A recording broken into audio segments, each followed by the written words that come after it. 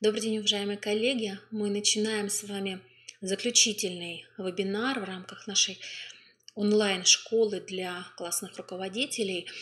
Мы сегодня с вами поговорим про оценку эффективности деятельности классных руководителей и немножечко Анастасия Николаевна после меня погрузит вас в проблематику внедрения программы воспитания, то есть каким образом примерная программа воспитания должна быть реализована на уровне образовательной организации. Коллеги, предупреждаю сразу, что сегодня после просмотра данных двух видео вам необходимо будет пройти тест, который доступен.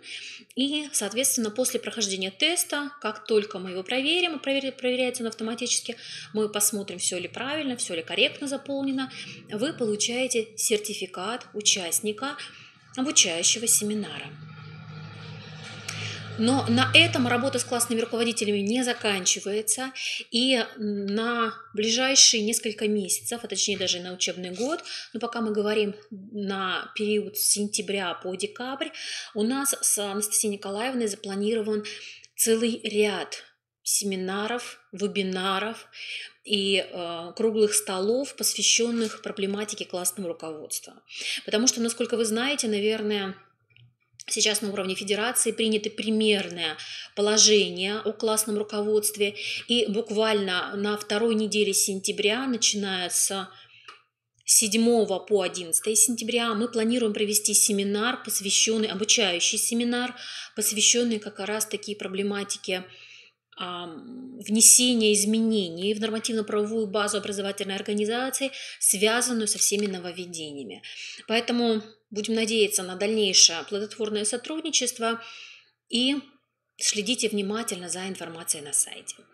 Сейчас же я позволю себе остановиться непосредственно на вопросах оценки эффективности деятельности педагогических работников по классному руководству. В методических рекомендациях четко прописано, каковы они. Итак, оценка деятельности педагогических работников, осуществляющих классное руководство, позволяет определить, как вы видите, направление ее совершенствования и поощрить педагогических работников, которые наиболее эффективно осуществляют классное руководство. По факту повышения заработной платы, ну и вообще выделения вот этих вот денежных средств на оплату труда классного руководства как раз-таки и направлено на то, чтобы привлечь, поощрить педагогов на выполнение функций классных руководителей. Эффективность деятельности таких работников руководство определяется достигаемыми за определенный период времени конечными результатами деятельности и их соответствием ключевым целям воспитания и социализации обучающихся. И на основе анализа сложившейся в общеобразовательной организации практики регулирования деятельности по классному руководству принято использовать две группы критериев оценки ее эффективности.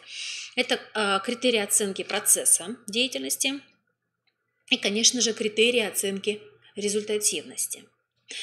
В данном случае этот подход учитывает непосредственную связь между характеристиками воспитательного процесса и его результатами, позволяя вносить изменения в процесс для получения более значимых эффектов в будущем с учетом уже отсроченности образовательных результатов.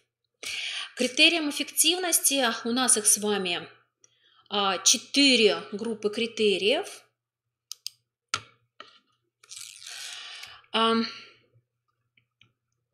Связанных с классным руководством относятся это комплексность, как степень охвата в воспитательном процессе.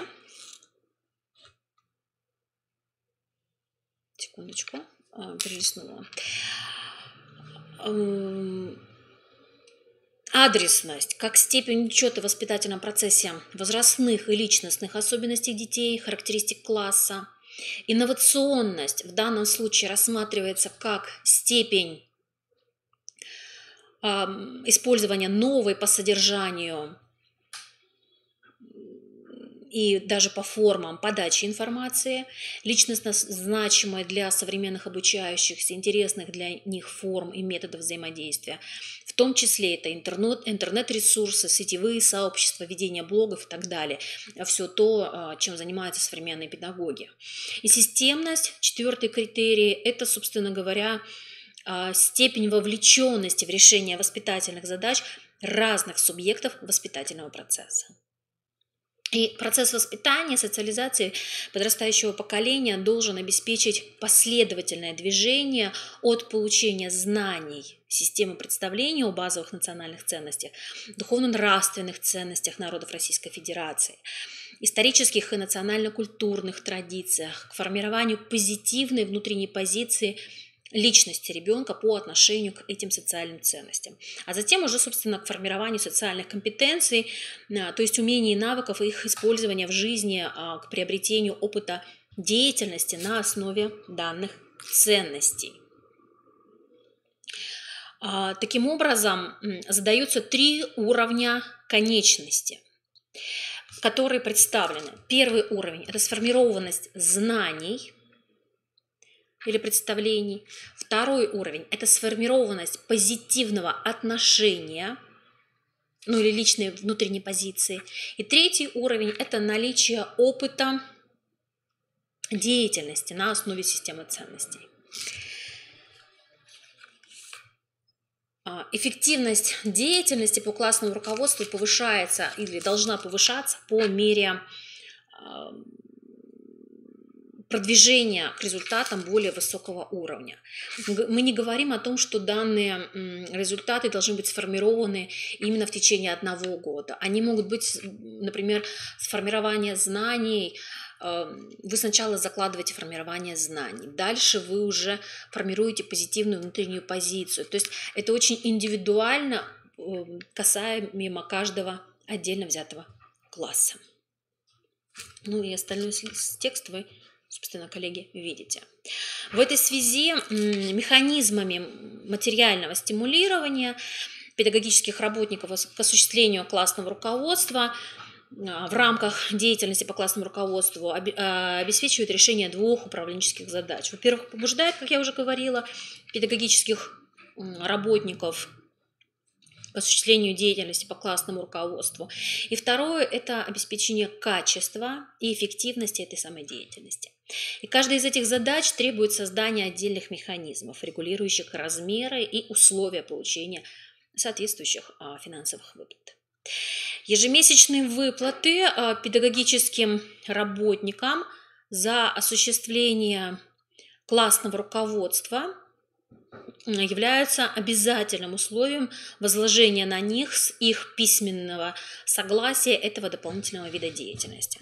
Вы видите, что здесь, собственно, представлены все основные нормативно-правовые акты, на которых базируется внедрение, собственно говоря, данной работы. Кроме материального стимулирования, есть еще и механизмы нематериального стимулирования педагогических работников к осуществлению классного руководства. И фактически в данном случае мы говорим, что действительно, даже выделили красным, что в современной России давно сформировался запрос на повышение престижа учительской профессии, уважение к труду педработника, признание его исключительной сложности, ответственности, значимости в современном обществе. Велика потребность также в создании благоприятных, комфортных, современных условий труда. Адекватная оценка результатов труда. Адекватное повышение самооценки, удовлетворенности педагогического работника профессиональной деятельностью, реализация или создание условий для реализации его творческих потребностей. И именно на этих потребностях необходимо выстраивать систему нематериального стимулирования педагогических работников к осуществлению деятельности по классному руководству. В данном случае пакет механизмов системы нематериального стимулирования может формироваться органами исполнительной власти субъектов Российской Федерации, органами местного самоуправления и непосредственно образовательными организациями, а также определяться в территориальных соглашениях и коллективных договорах в общеобразовательных организациях по следующим направлениям.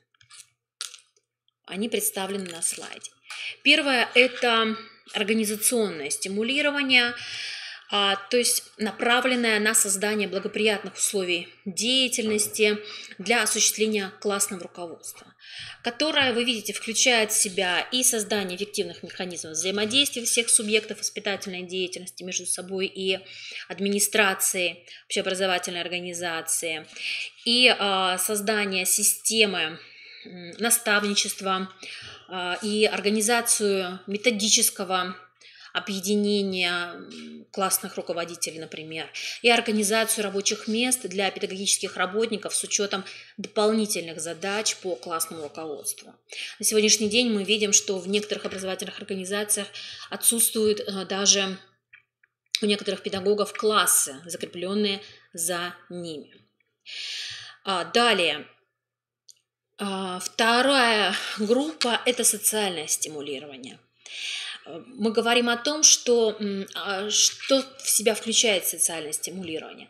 Оно предполагает привлечение к принятию решений, участию в управлении коллективом, делегирование важных полномочий, создание условий для профессионального развития и роста самого педагога, который включает в себя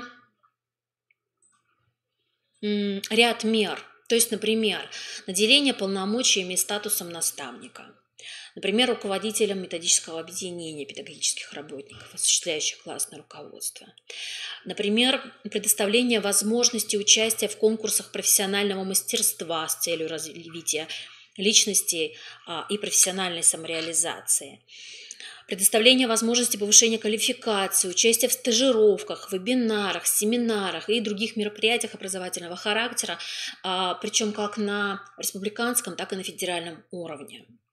Потому что иногда действительно, коллеги, согласитесь, складывается такая ситуация, что мы бы рады поучаствовать в каких-то конкурсах, но либо нагрузка нам не позволяет, потому что помимо классного руководства есть еще и основная это наша работа, это, собственно, мы предметники. Кроме того, хотелось бы, чтобы образовательная организация, такая команда, школьная команда нас поддержала. Третий механизм – это психологическое стимулирование. В данном случае важно использовать разные механизмы создания благоприятного психологического климата в педагогическом коллективе, в том числе с учетом интересов всех педагогических работников, осуществляющих классное руководство. Это может быть создание механизмов разрешения и предотвращения конфликтных ситуаций между участниками образовательных отношений.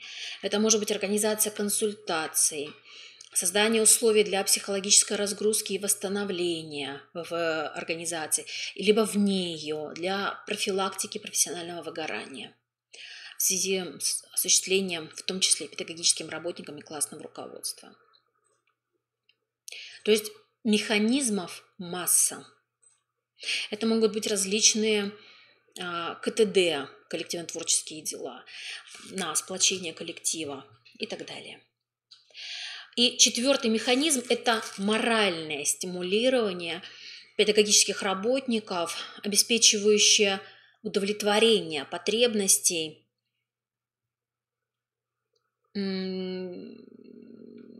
в уважении со стороны коллектива, администрации, родителей, законных представителей, несовершеннолетних обучающихся и социума, с использованием всех форм поощрения деятельности по классному руководству, включая и публичное признание, и размещение информации об успехах социально значимой деятельности, информирование родительской общественности о достижениях, связанных с деятельностью данного конкретного педагога, и организацию исполнительными органами государственной власти и органами местного самоуправления конкурсов для выявления лучших педагогических работников. И, возможно, учреждения в субъекте Российской Федерации, и у нас с вами есть такие награды, региональных наград для педагогических работников, осуществляющих классное руководство, то есть наградной знак, почетное звание, региональная премия. Коллеги, на сегодняшний день в Республике Коми более 1000 классных руководителей.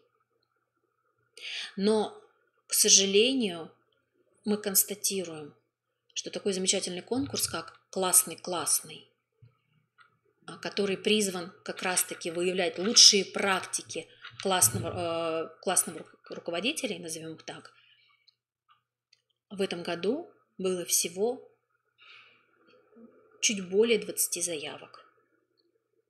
При этом коллеги, которые осуществляют данную деятельность менее 5 лет, всего 3 участников. А конкурс республиканский. А победители республиканского конкурса в очном формате делятся своими успехами, могут просмотреть мастер-классы, могут показать свое мастерство на республику. Это замечательный конкурс, коллеги. А при этом, к сожалению, мы констатируем, что либо нет времени, либо нет желания. И в этом, наверное, также прослеживается в том числе и не только нежелание, но и некое профессиональное, к сожалению, выгорание. Чтобы еще о чем свидетельствует, на мой взгляд, данная ситуация, это о том, что, наверное, классные руководители, получая не в той степени, не в том объеме получают поддержку от руководства и методических служб образовательных организаций, в которые бы они хотели. Надеюсь, что мы в ближайшее время изменим эту ситуацию. Как я уже говорила в начале, мы планируем линейку семинаров, вебинаров, вообще целую линейку мероприятий по сопровождению классных руководителей. Наша задача не нагрузить вас еще информацией, либо же вовлекать вас в еще большие процессы, нагружая вас еще больше. Наша задача вам помочь. На этом я передаю слово Анастасии Николаевне, а я с вами прощаюсь. Всего доброго.